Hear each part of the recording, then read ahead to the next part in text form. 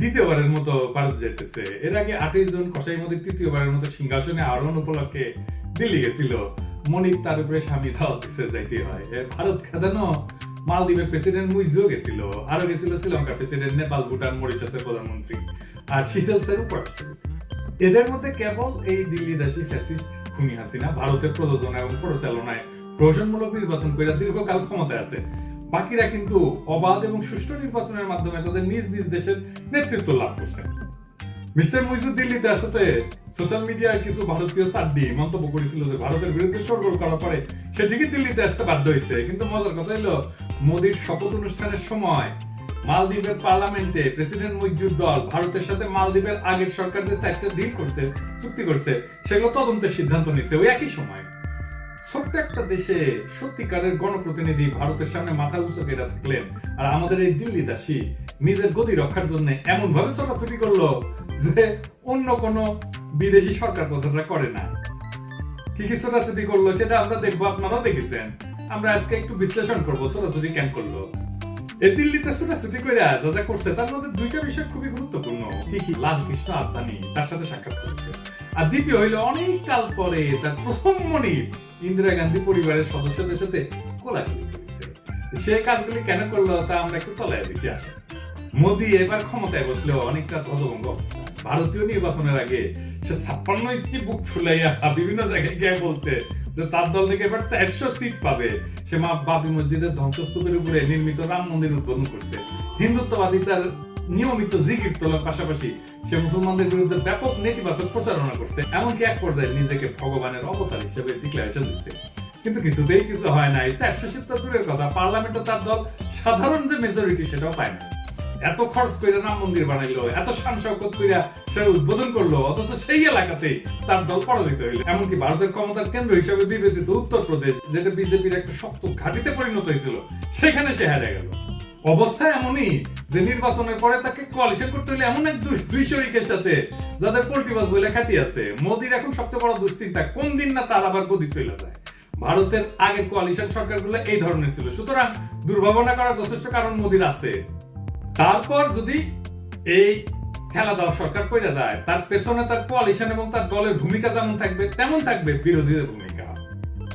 মোদী না টিকলে তার জায়গায় সম্ভাব্য কে আসতে পারে, কিংবা তাকে ফেলে দেওয়ার ব্যাপারে বিজেপির ভেতরে বা বাইরে কারা কারা ভূমিকা রাখতে পারে সেই চিন্তা কইরাই কাটাল রানী আদবানি আর ইন্দিরা গান্ধী পরিবারের সদস্যের সঙ্গে দেখা করছে। আর এই যে বিরোধী জোটের অন্যতম স্তম্ভ পশ্চিমবঙ্গের মুখ্যমন্ত্রী মমতা ব্যানার্জি ইতিমধ্যে বলে দিচ্ছেন যে এই ঠেলাঠেলির সরকার বেশি দিন টিকবে না। আরো আগ বাড়াইয়া খোদ কংগ্রেস সভাপতি মল্লিকার্জুন খার্গে উনি বলছেন যে মোদীর এই নতুন সরকার গঠন করাটাই ভুল, এটা বেশি দিন টিকবে না, যে কোনো সময় পড়ে যাবে। ইলেকশনের পরপরই কংগ্রেস এবং তার সহযাত্রীরা চেষ্টা করছিল যে মোদীর এই যে দুই শরিককে ভাগায় নিয়ে সরকার গঠন করতে। এই ধরনের চেষ্টাতে কংগ্রেসের নেতৃত্বে ইন্ডিয়া জোট জারি রাখবে সেটা বলাই বাহুল্য। মিসেস ইন্দিরা গান্ধী 1975-এ খুনি হাসিনাকে ভারতে আশ্রয় দিয়েছে। পরবর্তীতে তার দল কংগ্রেস পার্টি তাকে বারে বারে ক্ষমতায় আনছে, কিন্তু গত 10 বছর সে তার নতুন প্রভু মোদী যাতে নাখোশ না হয় সেজন্য ইন্দিরা পরিবারের কারোর সাথে সাক্ষাৎ কিন্তু করে না। সে হয়তো ধারণা করছিল যে কংগ্রেসের অবস্থা মুসলিম লীগের মতো হয়ে গেছে, তারা কখনো ক্ষমতায় আসতে পারবে না, সুতরাং তাদের সাথে যোগাযোগ রাখা কোনো লাভ নাই। এইগুলো এমনই স্বার্থপর। হাসিনা এরকম স্বার্থপর। আমরা একটু পরে মোদীর অবস্থা দেখবো, হ্যাঁ, কিভাবে চোখ উল্টায় দেয়, নিজের দলের লোকের উপর নিজের গুরুকে চোখ উল্টে দেয় এগুলা। কিন্তু ভারতের এবারের নির্বাচনে কংগ্রেসের পারফরমেন্স দেখা কালরানি যথেষ্ট শঙ্কিত হওয়ারই কথা। যাদের কারণে সে বাংলাদেশের ক্ষমতায়, অথচ তাদের এতদিন অবহেলা করছে, তারা কিন্তু কেবল প্রধান বিরোধী দল হিসেবে আবির্ভূত হয় নাই, বরং ভবিষ্যতে ক্ষমতায় এসে যেতে পারে তার অকৃতজ্ঞতা ঢাকার জন্য। আর কংগ্রেস ভবিষ্যতে ক্ষমতায় এসে পড়লে তাদেরকে হাতে রাখার জন্য সেই ইন্দিরা গান্ধী পরিবারের সাথে সাক্ষাৎ করার জন্য উদ্গ্রীব হইয়া পড়ে। এখন প্রশ্ন উঠতে পারে এইরকম একটা নেমো হারামের সাথে ইন্দিরা গান্ধী পরিবার কেন দেখা করল? প্রথম কারণ হইল টেকনিক্যাল। রাষ্ট্রীয় প্রোটোকল অনুযায়ী ধরনের সাক্ষাৎ অস্বাভাবিক না, কারণ অবৈধ হইল খুনি হাসিনা বাংলাদেশের সরকার প্রধান এবং কংগ্রেস পার্টি হইল ভারতের প্রধান বিরোধী দল। আর দ্বিতীয়ত, আমরা সবসময় বলছি যে বিজেপি হোক কংগ্রেস হোক, হাসিনা ইন্ডিয়ার প্রোডাক্ট। কংগ্রেসই তাকে প্রথম ক্ষমতায় বসায়, সুতরাং নিজেদের প্রোডাক্টকে তো আর পুরোপুরি অবহেলা বা রিজেক্ট করতে পারে না, তাই না? আর তৃতীয় কারণ হইতে পারে যে তারা তাকে ইঙ্গিত দিছে এতকাল ধরে মোদিরে বেট দিয়ে আসতেছিস, এখন আমাদের পাওনা কিন্তু বুঝাই দিতে হবে। বাংলাদেশটা তো ভারতের রাজনীতিবিদদের কাছে অন্তহীন টাকার উৎস। মোদির খাজানচি, আদানি সহ বিজেপির ঘনিষ্ঠ ব্যবসায়ীদের খুনি হাসিনা বাংলাদেশের স্বার্থ দলাদলি দিয়ে নানা প্রকার সুযোগ সুবিধা দিচ্ছে, যেটা ছিল প্রকারান্তরে মোদিকে বিশাল অঙ্কের ঘুষ দেওয়া। এখন কংগ্রেস তারে বাগে পাইয়া কি এমনি ছেড়ে দিবে? তার কাছ থেকে তার পাওনাটা বুঝে নিবে কংগ্রেস। যাই হোক, সোনিয়া গান্ধী বা প্রিয়াঙ্কা গান্ধীর সাথে সাক্ষাতের কারণ না হয় বোঝা গেল, কিন্তু কাটালানি কেন লাল কৃষ্ণ আদবানির সাথে দেখা করতে গেল? বিশেষ করে আদবানি তো এখন রাজনীতি থেকে মোটামুটি রিটায়ার, তাই না? আগে বলছি যে একটা অস্থিতিশীল সরকারকে ফেলে দেওয়ার জন্য বাইরে থেকে যেমন চেষ্টা থাকে, তেমন ভিতর থেকেও চেষ্টা থাকে। কংগ্রেস হইল বাইরের চেষ্টা, আর আদবানি হইল ভিতরের চেষ্টা। এইটা বুঝতে হলে আদবানি আর মোদির সম্পর্কের ইতিহাস। কিন্তু মোদি আদবানিকে পেছন থেকে ছুরি মারছে। ভারতের নির্বাচনের ফলাফল প্রকাশিত হওয়ার পরেই মোদি টের পাইছিল যে এবার গুরু বদলা নিতে পারে।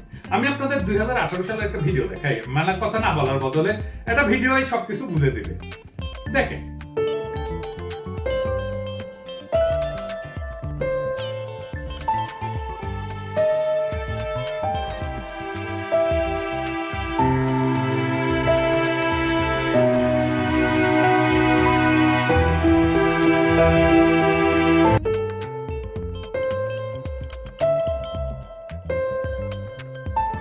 দেখছেন তো কিভাবে উপেক্ষা করলো আদভানিকে মোদি যাওয়ার সময় এবং ফেরত আসার সময়।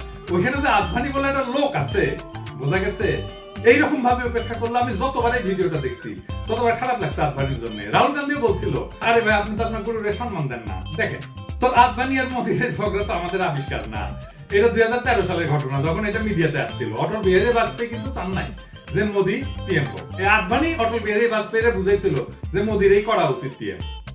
আরএসএস এর বিভিন্ন মহল থেকে ইতিমধ্যে কথা উঠছিল যে মোদিরে সরাইয়া আর কাউকে দায়িত্ব দিতে হবে, কিন্তু শেষ পর্যন্ত জোটসঙ্গী নীতিশ এবং নাইডু মোদিকে সমর্থন করায় এই যাত্রা টিকে গেল।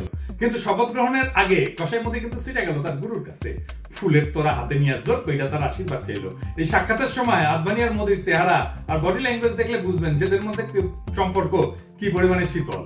আদবানির দয় মোটামুটি প্রথমবার মোদি পিএম হয়েছিল, সে ছিল কিং মেকার। এইবারে ভেতরের খেলায় এইবার আদবানি হইতে পারেন কিং মেকার। এই বিষয়টা টের পেয়া কাটালানি আদবানির পায়ে পূজা দিতে গেছিল ভবিষ্যতের একটা ইন্স্যুরেন্স পলিসি হিসেবে। ভারতের আগেকার কোয়ালিশন সরকারগুলির মতো মোদির তৃতীয় টার্মের সরকার অস্থিতিশীল হইলে এবং একই সাথে বাংলাদেশের অর্থনীতি গভীর খাতে পড়ে গেলে খুনি হাসিনার গদির গ্যারান্টি থাকে। ভারত সরকারের অন্তর্নিহিত অস্থিতিশীলতা তো সে আর ঠেকাতে পারবে না, তাই না? তবে নিজের গদি রক্ষার জন্য অন্তত টাকা পয়সা জোগাড় করার চেষ্টা করতে পারে। সেই উদ্দেশ্যে জুলাই মাসে কাটালানি চীনের দিকে রওনা হয়েছে অর্থ সংগ্রহের আশায়। ইতিমধ্যে সে ঘোষণা দিয়েছে যে তিস্তা প্রকল্পের ঋণ সে চীনের কাছ থেকে নেবে, যেটা ডামি ইলেকশনের আগে চীন প্রকাশ্যে চাইয়া বসছিল। ভারতের পররাষ্ট্র সচিব কিছুকাল আগে আইসা সেটাকে কাউন্টার করার জন্য ভারতীয় ঋণের প্রস্তাব দিচ্ছে। দেখা যাইতেছে যে খুনি হাসিনা সেই ভারতীয় প্রস্তাবে সাড়া দিতেছে না, কারণ এইখানে তার বিরাট পরিমাণে বৈদেশিক মুদ্রার সহায়তা দরকার, যেটা ভারত দিতে পারবে না, সেটা কাটালানিও জানে, এটা ইন্ডিয়াও জানে। একই সাথে সে ভারতকে খুব বেশি অখুশি করতে চায় না। এই কারণে তার দলের এবং তার প্রশাসনের বিরাট সংখ্যক লোকের নারী বান্দা আছে দিল্লি। তার আশেপাশের সকলেই ভারতের ক্যান্ডিডেট, নৌকা বোঝাই ভারতপন্থীরা। এই অবস্থায় ভারতকে নাকচ করলে তার বিপদ হইতে পারে। এরকম বিপদ দলের ভেতর থেকেও আসতে পারে, যেমন হয়েছিল তার বাপের ক্ষেত্রে। সেটা খুব ভালো করে জানে যে ভারতের গোয়েন্দা সংস্থা র বিভিন্ন দেশে হত্যাকাণ্ড চালায়।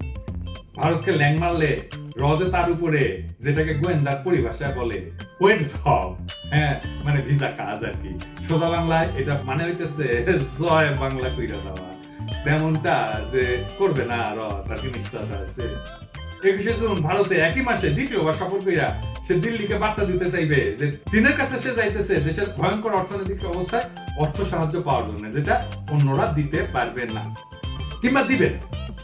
এই কারণে চীনকে কিছু একটা কনসেশন দিতে হবে, কিন্তু সে ভারতকে ছাইড়া যাবে না, ভারতকেও খুশি রাখবে। ভারত যে সমস্ত অতিরিক্ত সুবিধা বাংলাদেশের কাছ থেকে চাইতেছে তার কিছু তাদের দিশে দেবে। এরই মধ্যে আমরা শুনলাম যে ভারত মোংলা পোর্টে পরিচালনা ক্ষমতা চাইছে। কিছুকাল আগে চীনও এই বিষয়ে আগ্রহ দেখাইছিল। খুনি হাসিনা হয়তো ভারতকে বলবে যে চীনকে বাদ দিয়া মোংলা তোমারে দিতেছি, এখন তিস্তা প্রকল্পের অর্থায়ন চীনকে দেওয়ার বিষয়ে তোমরা আর আপত্তি কইরো না। একই সাথে ভারতকে কয়েকটা অতিরিক্ত সুবিধা দিয়ে দেবে আর কি, যেটা ভারত চাইতেছে। এবং তা হইল ভারতের ত্রিপুরা থেকে ফেনী বইয়া চট্টগ্রাম পর্যন্ত রেল ট্রানজিট, যেটা ভারত চাইতেছে।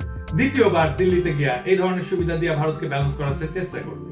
সে হয়তো ভাবতেছে যে মোদী তথা ভারত সরকারের যে অস্থিতিশীল অবস্থা, তাতে ভারত সম্ভবত এই মুহূর্তে তার উপরে বেশি জোরাজোরি করতে পারবে না, এবং সে যে বিশাল ডিল দিতেছে সেটার কারণে ভারত হয়তো মেনে নেবে। দুনিয়ার সব গণতান্ত্রিক দেশে এই ধরনের জাতীয় গুরুত্বপূর্ণ বিষয়গুলি নিয়ে পাবলিক ডিবেটের বা প্রকাশ্যে আলোচনা হয়, সংসদে এই নিয়ে বিতর্ক হয়। এরপরে জাতির সেন্টিমেন্ট বুঝে সরকার সিদ্ধান্ত নিয়ে থাকে। কাটালানি তো আর জনগণের ভোটে সরকার গঠন করে নাই, সে প্রধানমন্ত্রী হচ্ছে ভারতের দয়া। সুতরাং তার তরফ থেকে বাংলাদেশের জনগণকে জিজ্ঞেস করা বা তাদের সঙ্গে আলোচনা করা আশা আমরা করতে পারি না।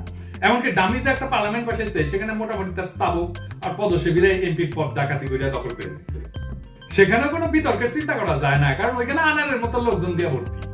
আমাদের মনে রাখতে হবে যে ফ্যাসিস্ট খুনি দিল্লি দেশে হাসিনা যে এভাবে দেশের সবচেয়ে গুরুত্বপূর্ণ স্বার্থগুলি অকাতরে বেঁচে দিতেছে, মোটামুটি আমাদের স্বাধীনতা সার্বভৌমত্ব একের পর এক বিলাই দিতেছে, সেটা সে করতেছে শুধুমাত্র নিজের গদি রক্ষার জন্য আর তার ব্যাপক লুণ্ঠন চালায় যাওয়ার জন্য। আমাদের প্রিয় মাতৃভূমির স্বাধীনতা এবং সার্বভৌমত্ব থাকলো কি থাকলো না, আমাদের কোটি কোটি জনগণের কি হইল না, সেটা আমরা বাইসে থাকি না মইরা গেলাম, আমাদের দেশটা টিকলো নাকি টিকলো না, এইগুলি তার ভাবনা চিন্তার বিষয় না। তবে এই খুনি ফ্যাসিস্টের মনে রাখা উচিত যে সে যাই করুক, সে যে চেষ্টাই করুক না কেন, 5টা অত্যন্ত গুরুত্বপূর্ণ ফ্যাক্টর একসাথে তার বিরুদ্ধে কাজ করতেছে, যা অতিক্রম করার সাধ্য তার নাই। কি সেই ফ্যাক্টর? করা 95% লোক গত ডামি নির্বাচনে ভোট দিতে না গিয়া তার প্রতি অনাস্থা জ্ঞাপন করছে। 5% লোকের সমর্থন নিয়ে আসে কি আর বেশি দিন টিকে থাকতে পারে? দ্বিতীয়ত, সে এতকাল টিকে গেছে ভারতের বিপুল সমর্থন এবং সহায়তার কারণে। দিল্লিতে মোদীর গদি এখন অনিশ্চিত, টলমল করতেছে। মোদী নিজের কথা ভাববে নাকি হাসিনার কথা ভাববে? আগামী 5 বছর ধরে ভারতের কেন্দ্রীয় সরকার এক ধরনের অস্থিতিশীলতা চলবে। ভারতের পক্ষে আর সম্ভব হবে না আগের শক্তিমত্তা দিয়া এই খুনি ফ্যাসিস্টকে শক্ত হাতে গদিতে বসায় রাখা। আর তৃতীয়ত, দেশের অর্থনীতি অবধারিতভাবে খাদের মধ্যে পড়ে যেতেছে। এইটাকে ঠেকানোর জন্য যে বিশাল পরিমাণে বৈদেশিক মুদ্রার দরকার, সেটা পাওয়ার সম্ভাবনা শূন্য। 1997 সালে থাইল্যান্ডের রিজার্ভ শূন্যের কোঠায় নামা যাওয়ার কারণে দেশটা যখন গভীর অর্থনৈতিক বিপর্যয়ে পড়ে, তখন IMF $17 বিলিয়ন একটা রেস্কিউ প্যাকেজ দিয়েছিল। এরপরে দীর্ঘ 4 বছর লাগছিল অর্থনৈতিক দুরবস্থা কাটাতে। হাসিনাকে কেউ এই পরিমাণে অর্থ দিবে না, দিলেও তার হাতে 4 বছর টাইম। অর্থনৈতিক সংকটের মধ্যে পড়া মানুষের পিঠ ইতিমধ্যে দেওয়ালে ঠেকে গেছে। এতদিন মানুষ পথে নামে নাই, কিন্তু এখন এক্ষুনি হাসিনা তাদেরকে আটকে রাখতে পারবে না। এইবার ভারতের পোশাক কুত্তাগুলি জনগণের বিরুদ্ধে মাঠে নামারও সাহস পাবে না। চতুর্থত, আগের টাইমগুলির তুলনায় এই টাইমে মোদী সরকার অপেক্ষাকৃত দুর্বল হওয়ার কারণে আমেরিকা এই অঞ্চলে চীনকে ঠেকানোর জন্য ভারতকে ব্যবহার করার যে কৌশল এতদিন চালায় গেছে, সেটা আর তারা সেভাবে চালায় যেতে পারবে না। জয়শঙ্কর তো হুঙ্কার দিত মাঝে মাঝে, তাই না? ইতিমধ্যে সুর পাল্টায় মিউ করে কইতেছে যে চীনের সাথে তাদের যে সমস্ত অমীমাংসিত বিষয় আছে, আপোষে মীমাংসা করে ফেলবে। ওর সুর কলে ছিল যুদ্ধন্দি, হ্যাঁ, আপোষের সুর নেমে আসছে। আপোষের সুরে কইতেছে যে ভারত চীনের সঙ্গে সীমান্ত বিরোধ সমাধানের প্রচেষ্টা করবে, তাই আমেরিকা কিন্তু বেশ নাকশ হয়েছে। তো যদি আপোষ মীমাংসাই করে, তাহলে আমেরিকা ভারতকে চীনের বিরুদ্ধে কিভাবে দাঁড় করাবে? আবার ইন্ডিয়া কইতেছে ভারতের চীন ঠেকানো কর্মসূচি থেকে সরে আসা উচিত। দেখে এখন বলতেছে যে রিসেট করতে হবে রুল অফ গেম, হ্যাঁ, সাউথ এশিয়াতে। সুতরাং চীনকে যদি আমেরিকা ঠেকাইতে চায়, তাহলে নিজেদের সরাসরি মাঠে নামতে হবে, চৌকিদার দিয়ে কাজ হবে না, নইলে এই অঞ্চল তাদের হাতছাড়া হয়ে যেতে পারে। গত দামি নির্বাচনে আমেরিকার ভূমিকা শেষ পর্যন্ত যাই হোক না কেন, এইবার তার মূল স্বার্থে বড় ধরনের আঘাত লাগতে পারে যদি সে চীনকে মোকাবেলার জন্য নিজে মাঠে না নামে। আমেরিকা কিন্তু হাসিনাকে নির্বাচনের আগে ছাড় দিছিল, কিন্তু আমার মনে হয় না যে একেবারে ছাইড়া দিচ্ছে। যাই হোক, সেটা তাদের ব্যাপার। তারা বাংলাদেশে গণতন্ত্র এবং মানবাধিকারের বিষয়টা ত্যাগ করে নাই বলে আওয়াজ দিতেছে, ফিরে আসতেছে আবার। তারা কিন্তু খুব ভালো করে জানে হাসিনার সবচেয়ে দুর্বল জায়গাটা কোনটা।